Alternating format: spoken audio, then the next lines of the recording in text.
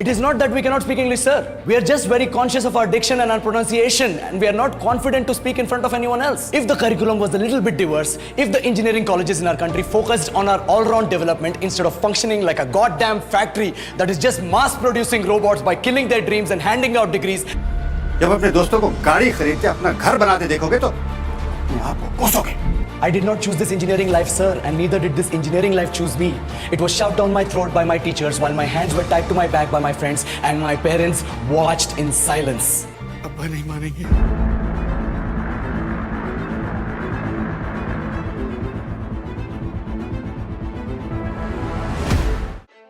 Hello दोस्तों, कैसे हो आप सब लोग।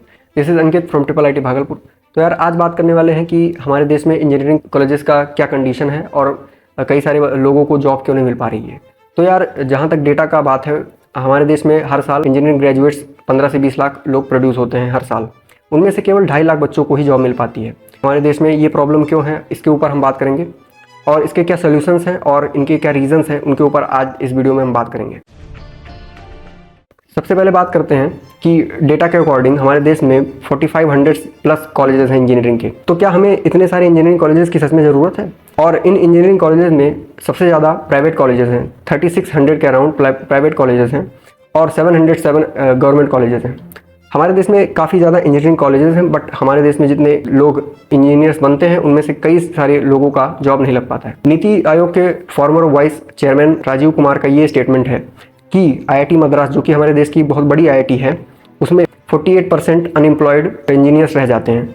ये हालत है टॉप कॉलेजेस की, आईआईटीज़ एनआईटीज़ की। तो आप सोच सकते हैं कि जो इससे नीचे वाले कॉलेजेस हैं उनमें क्या डेटा रहा होगा। फर्स्ट पोस्ट जर्नल के इस आर्टिकल को ध्यान से आप देखिए, जिसमें 2024 में 69% प्लेसमेंट्स हुए हैं। वहीं पिछले साल में 2023 में 91% हुए हैं और 2022 में 90% हुए हैं। तो जैसे कि आप इस डेटा के अकॉर्डिंग आप पता लगा सकते हैं कि बहुत ज़्यादा ग्रेजुअली डिक्रीज़ हुआ है प्लेसमेंट्स के अंदर। तो टॉप कॉलेजेस में अगर ये सिचुएशन है तो नीचे के कॉलेजेस में बहुत ज़्यादा ख़राब सिचुएशंस हैं। तो यार ये हुए प्रॉब्लम्स के बाद। तो अब बात करते हैं कि इनके क्या रीज़न्स हैं, ये ऐसा क्यों हो रहा है हमारे देश में। तो सबसे पहले जो रीज़न है वो है पेयर प्रेशर का। पेयर प्रेशर में यार जो लोग होते हैं वो अपने इंटरेस्ट को नहीं देख रहे हैं। जो मैक्सिमम बच्चे इस टाइम पे हैं वो अपने इंटरेस्ट को नहीं देख रहे हैं। उनके पेरेंट्स कहीं ना कहीं उनको इस चीज़ के लिए प्रेशराइज करते हैं कि आपको इंजीनियरिंग करनी है, आपको डॉक्टर बनना है, आपको एक ये पार्टिकुलर फील्ड चूज़ करना है। ये चीज़ बहुत ज़्यादा इंडिया में बहुत ज़्यादा चलन में है कि पेरेंट्स ये देखते हैं कि बगल वाला लड़का क्या कर रहा है, पड़ोस का लड़का क्या कर रहा है। तो इस चीज़ पे उनका बहुत ज़्यादा फोकस रहता है, जिसकी वजह से वो अपने बच्चे को भी उसी फील्ड में भेजना चाहते हैं, जिसकी वजह से मार्केट में बहुत ज़्यादा सैचुरेशन आ जाता है।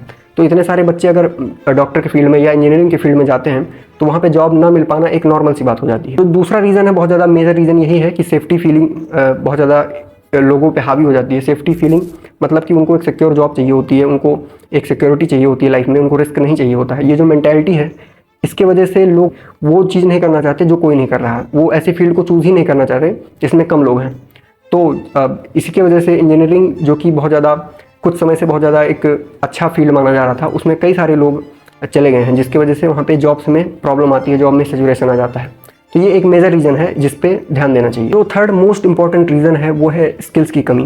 तो जॉब ना मिल पाने का सबसे बड़ा रीज़न जो है वो है स्किल्स की कमी। स्किल्स की कमी मीन्स कि कॉलेजेस में हमें क्या सिखाया जा रहा है। कॉलेजेस में हमें जो पुराने जो आउटडेटेड सिलेबस हैं, आउटडेटेड करिकुलम है, उन्हीं पे पढ़ाया जा रहा है, वही चीज़ें सिखाई जा रही हैं। बहुत ज़्यादा पुरानी चीज़ें वही पढ़ाई जा रही हैं और थ्योरेटिकली बेस्ड पढ़ाई जा रही हैं, बिल्कुल थ्योरी पढ़ाई जा रही है। प्रैक्टिकली बहुत ज़्यादा कम पढ़ाया जा रहा है, जिसकी वजह से बच्चों को एक प्रैक्टिकल स्किल नहीं आ रही है। और इंटरव्यूज़ में या कंपनीज़ में वो चीज़ें बहुत ज़्यादा मैटर करती हैं कि आपको कितने स्किल्स आते हैं। तो ये चीज़ बहुत ज़्यादा इंपॉर्टेंट है कि आपके पास स्किल्स होनी चाहिए। और हमारे जो करिकुलम है, हमारा जो एक सिस्टम है, उस पर हमें स्किल्स पे फोकस करना चाहिए, बजाय इसके कौन सा करिकुलम फॉलो कर रहे हैं, जो कि एक आउटडेटेड करिकुलम नहीं होना चाहिए।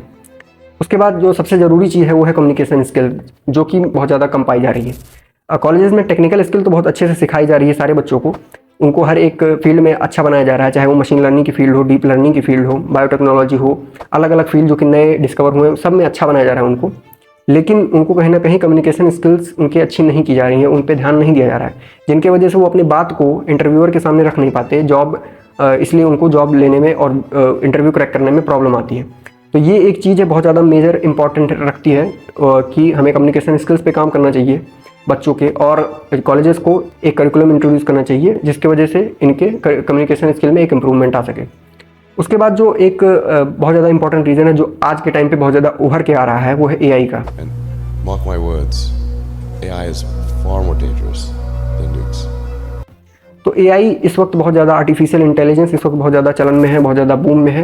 पिछले कुछ 6-7 महीने से एकदम ही बहुत ज़्यादा राइज हुआ है एआई के अंदर, जिसकी वजह से जॉब मार्केट में एक बहुत बड़ा एक इफेक्ट पड़ा हुआ है।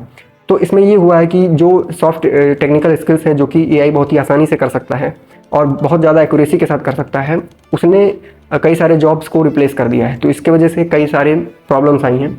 तो इस चीज़ को अगर हम डील नहीं करेंगे तो ये प्रॉब्लम बहुत ज़्यादा बढ़ जाएगी, क्योंकि एआई का डेवलपमेंट लगातार बढ़ रहा है। तो इस चीज़ पे हमें एक फोकस करना चाहिए और ये एक मेजर रीज़न है जिसकी वजह से जॉब्स में प्रॉब्लम आ रही है। ये हुए यार कुछ रीजंस जिन पे हमें ध्यान देना चाहिए। उसके बाद अब बात करते हैं सोल्यूशंस पे।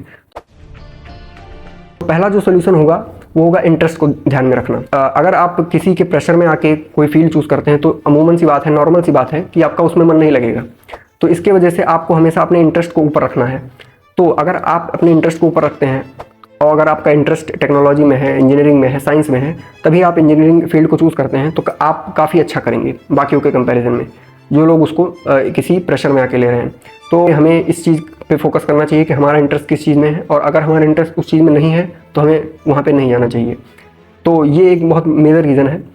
और उसके अलावा एक जो बहुत बड़ा रीज़न ये भी है कि कई सारे बच्चे आईटी में ही जॉब चाह रहे हैं। तो ये एक बहुत बड़ा प्रॉब्लम है जिसकी वजह से बाकी जो फील्ड्स हैं उनमें कहीं ना कहीं अच्छे इंजीनियर्स की कमी हो रही है और वो फील्ड्स डेवलप नहीं हो पा रही हैं आईटी के मुकाबले।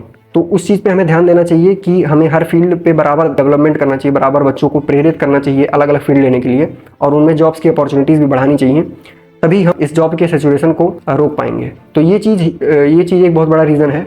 उसके बाद जो एक बहुत बड़ा सोल्यूशन जो है ये है कि स्किल्स डेवलपमेंट पे फोकस करना चाहिए, प्रैक्टिकल स्किल्स पे काम करना चाहिए, बच्चों को चीज़ों को प्रैक्टिकली समझाना चाहिए और उनके इंटरेस्ट को भी ध्यान में रखना चाहिए। कम्युनिकेशन स्किल्स बहुत ज़्यादा इंपॉर्टेंट है।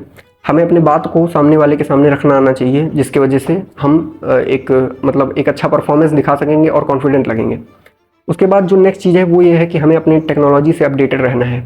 अगर एआई इंट्रोड्यूस हुआ है तो हमें एआई के बारे में अच्छे से जानकारी होनी चाहिए, और बजाय उसके डरने के कि एआई हम लोग की जॉब नहीं ले लेगी और एक प्रॉब्लम आ जाएगा, इस चीज़ से डरने के बजाय हमें एआई को अपने काम में अडॉप्ट करना चाहिए। इलॉन मस्क का एक स्टेटमेंट है कि AI will not replace people but it will replace those people who do not use AI. तो एआई जो लोग इस्तेमाल नहीं करते, एआई उनको रिप्लेस कर देगा। तो हमें एआई को अपने काम में इस्तेमाल करना आना चाहिए। तो इस चीज़ पे हमें फोकस करना चाहिए। तो ये है यार कुछ सोल्यूशंस, और मैंने प्रॉब्लम्स डिस्कस किए, उसके बाद कुछ सोल्यूशंस बताएं। और गवर्नमेंट को भी इस चीज़ पे ध्यान देना चाहिए कि सारे बच्चे एक फील्ड की तरफ ना भागें, अलग अलग फील्ड में अपना ध्यान लगाएं, जिसके वजह से हर फील्ड का डेवलपमेंट बराबर हो और जॉब अपॉर्चुनिटीज़ भी बराबर आ सकें। तो इतना था यार इस वीडियो में। और आपके क्या राय है इस टॉपिक पे कि इंजीनियरिंग में इतनी ज़्यादा प्रॉब्लम क्यों आ रही है जॉब में? इस टॉपिक पे अगर आपके कोई विचार हो तो उनको आप कमेंट कीजिए। और ये वीडियो आपको कैसा लगा यार आप कमेंट करके बता सकते हैं, और अगर आपको अच्छा लगा तो आप लाइक कर सकते हैं और सब्सक्राइब कर सकते हैं चैनल को अगर आप ऐसे ही इंफॉर्मेटिव वीडियोज़ चाहते हैं। तो थैंक यू।